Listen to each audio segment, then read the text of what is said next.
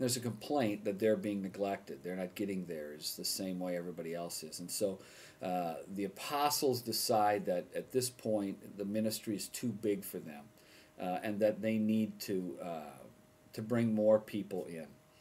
And so they do that. They choose some men, and they share the ministry. And it's a very, very pivotal turning point in the church. Because it was the first sort of conflict between in and out. We have all these believers now. How do we care for them and not neglect them? But we can't just spend our time caring for them. We have to continue to go out. It's a conflict between in and out. And the other key issue, which if you're paying attention, you'll be able to answer one of the questions in the study, is that it's the first time they really formally involve people other than the apostles in the ministry. They bring them on and give them tasks, and they look for ways to use people other than the ministry, other than the apostles for the ministry. So that's in the beginning of chapter 6. Verse 7 of chapter 6, though, ends that little section, and it says, "So the word of God spread. The number of disciples in Jerusalem increased rapidly, and a large number of priests became obedient to the faith." Just two quick things I want to touch on there. One is this number increased rapidly. Lots of people, many biblical scholars believe the number of believers in Jerusalem might have been between 20 and 25,000 at this point. We don't know the time frame since Pentecost to now. Luke uses words like "in those days." And so we don't know if that was a year. We don't know if that was 6 months. We don't know if it was 2 years. We don't exactly know how long that was. But in those days, the numbers increased from 120, if you'll remember, right after the ascension, to now what most biblical scholars believe was between 20 and 25,000. So that's a pretty impressive number. The second thing that I want to touch on in verse 7 is that it says, and a number of priests believed in the resurrection, believed in Jesus. And I'm wondering if there's not two things involved in that. One is that every time these apostles get arrested, they get to talk in front of the priests. They get to talk in front of the Sadducees. They get to talk in front of the Sanhedrin. And so these guys continually get to hear this story. Secondly, the apostles and the believers spent much of their time in the temple courts. The book of Acts records Solomon's colonnade, which would have been a portico, a porch along the outside of the temple. And they spent a lot of their time there. So these priests were overhearing the gospel. They were overhearing it and seeing it in action as people were healed and lives were changed and people cared for one another. And so even the priests, the Jewish priests, were beginning to believe in this Jesus.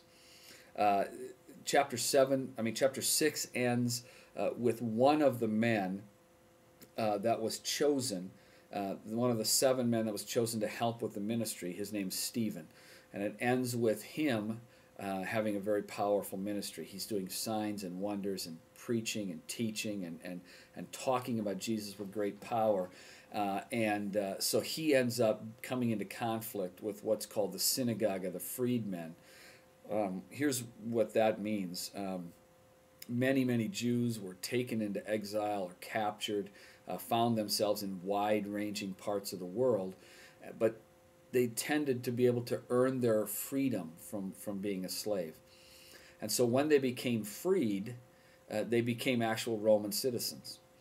And so they had their own sort of synagogue of freed men. They were Hellenistic Jews who had come out of other parts, and understanding that they wanted to get back to Jerusalem, this pilgrimage back to Jerusalem.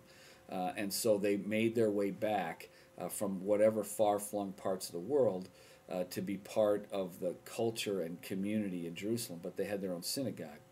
And it appears that might have been an area where Stephen was working, and they became angry and frustrated, and they began to raise up trouble against Stephen, saying that he was speaking against the temple, he was speaking against Moses, he was speaking against the culture and the traditions of the Jewish people. And so Stephen finds himself being kind of arrested or captured by this group of people.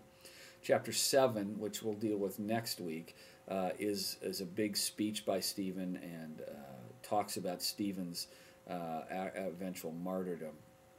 But chapters 5 and 6 are hugely important because they begin to spread the ministry, and they begin to talk about the power with which the church is gaining ground in the world, in Jerusalem. It's growing in numbers, and they're learning to live together in a culture where there are believers already who have needs, and there's a world outside that doesn't know yet about this Jesus.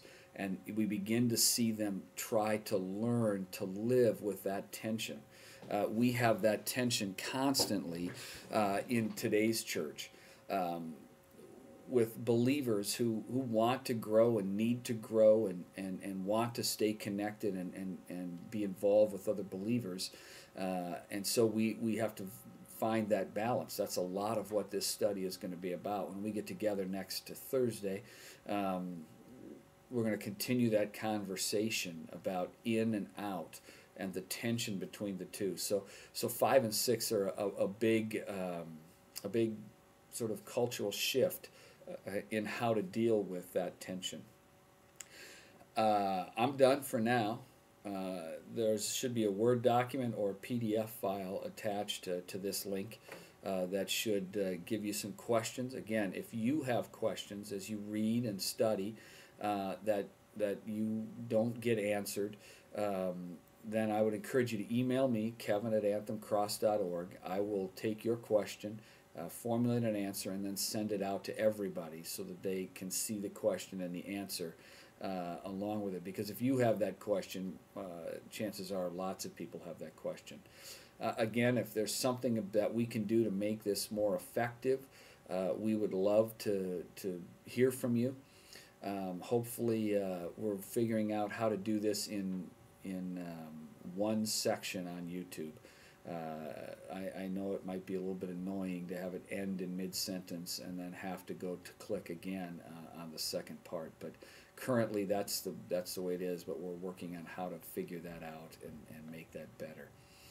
So thank you for listening, and thank you for investing in this. Hope to see you next Thursday, the 26th, at 6:30. We'll be in the SMC, the Student Ministry Center. God bless.